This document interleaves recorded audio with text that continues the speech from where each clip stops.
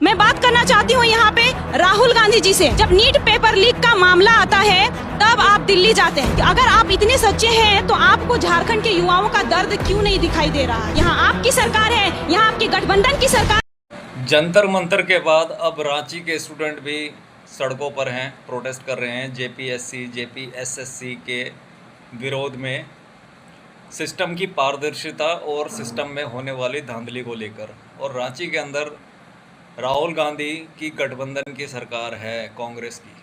हम लोग अपना 15 घंटा 14 घंटा डेली दे, हमारा कोई वैल्यू नहीं, कीड़ा मकोड़ा का भी वैल्यू नहीं। हम लोग कीड़ा मकोड़ा भी नहीं है, कुछ नहीं समझता हम लोग को, कुछ नहीं। हम लोग उससे क्या मांग रहे? रोटी कपड़ा मकान कुछ नहीं मांग रहे, कुछ नहीं, ना मैया योजना कुछ नहीं चाहिए, कुछ भी नहीं चाहिए हम लोग को। हम लोग जो मेहनत किए सिर्फ उसका फल चाहिए। हम अपने अपने घर चले जाएंगे और क्या चाहिए हमें सरकार से? हम तो अपना अधिकार मांग रहे हैं, नौकरी थोड़ी मांग रहे हैं उनसे।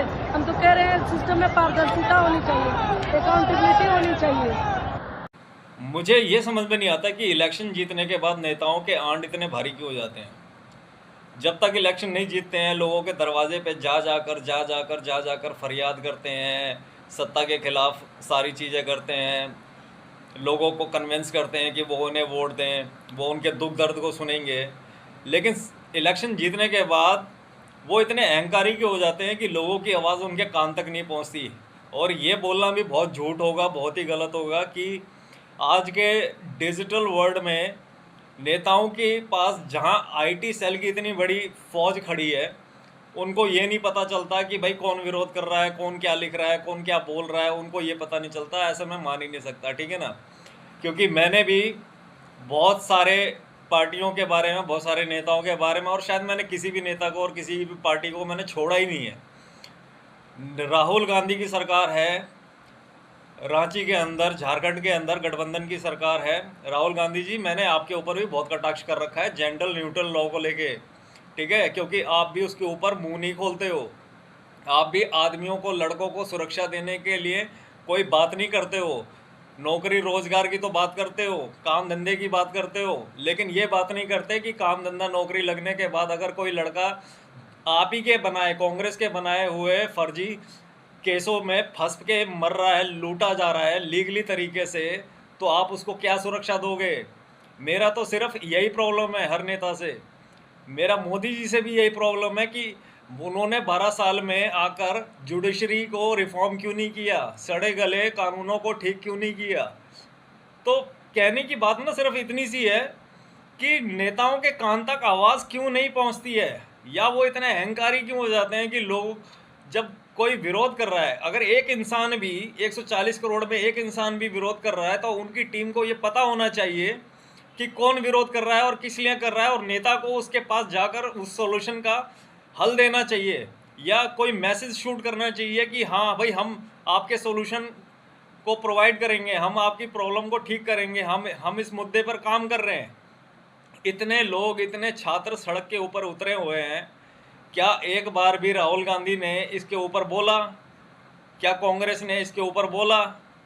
क्या छात्रों को आश्वासन दिया गया कि भाई तुम्हें सड़कों पर रहने की कोई ज़रूरत नहीं है, तुम लोग घर जाओ, तुम लोग हमारे देश के बच्चे हो, तुम्हें कोई प्रॉब्लम नहीं होगी, जो भी कमियां खामियां सिस्टम में धांधलीबाजी जो भी हो रही है हम उसको ठीक करेंगे, ठीक है। वो बच्चे रिजाइन तो किसी का मांग नहीं रहे। तो ये अकाउंटेबिलिटी ना अब लेनी पड़ेगी नेताओं को। मैंने बहुत जगह ना ये एक बात लिखी है, याद रखना कि ये 1980-90 या 2000 का सन नहीं चल रहा। जब से मोबाइल और इंटरनेट आया है ना, नेता क्या कर रहे हैं और अगले 50 साल तक या 100 साल तक, जब तक मोबाइल की या इंटरनेट की, अब आगे तो डिजिटल क्रांति जब अभी आ गई है तो फिर आगे पता नहीं कौन कौन सी टेक्नोलॉजी आएगी। ये नेताओं के पाप ना किसी से छुपेंगे नहीं। नेता जो बोल रहा है, जो कर रहा है, सब रिकॉर्ड हो रहा है, सब रिकॉर्डिंग में आ रहा है। एक एक चीज़ ना उठा के दिखा दी जाएगी उस वक्त कि तूने इस साल में क्या किया, पहले क्या बोला, अब क्या बोल रहा है, सब पता चल जाएगा। इसलिए ना ये मत समझना कि पहले किसी ने, नेता ने हरामखोरी करी, जो भी करा, ठीक है, और अभी भी उसकी नेता की ये चल जाएगी, तो ऐसा बिल्कुल नहीं होगा। लोगों को अब अकाउंटेबिलिटी चाहिए, जिम्मेदारी लेनी पड़ेगी, हर किसी को जिम्मेदारी लेनी पड़ेगी, चाहे सरकार में बैठा हो चाहे मीडिया में बैठा हो। जो लोगों का प्रतिनिधित्व कर रहा है उसको जिम्मेदारी लेनी पड़ेगी। मैं इस बात को बहुत अच्छे से मानता हूँ कि देश की एक एक गली एक एक सड़क कांग्रेस की बनाई हुई है। देश पे सबसे ज़्यादा राज कांग्रेस ने ही किया है। और अगर आगे भी लोग इस बात को समझ गए हैं कि भाई बीजेपी ने 12 साल में सड़े गले कानूनों को ठीक नहीं किया, सड़े गले सिस्टमों को ठीक नहीं किया, और आगे भी अगर कांग्रेस को ही आना है और लोग कांग्रेस को ही लाना चाहते हैं बीजेपी से परेशान होने के बाद, तो कांग्रेस को इस बात को सोचना चाहिए कि लोग सड़े गले कानूनों और सड़े गले सिस्टम को अब ढोना नहीं चाहते। याद रखना मेरी बात को।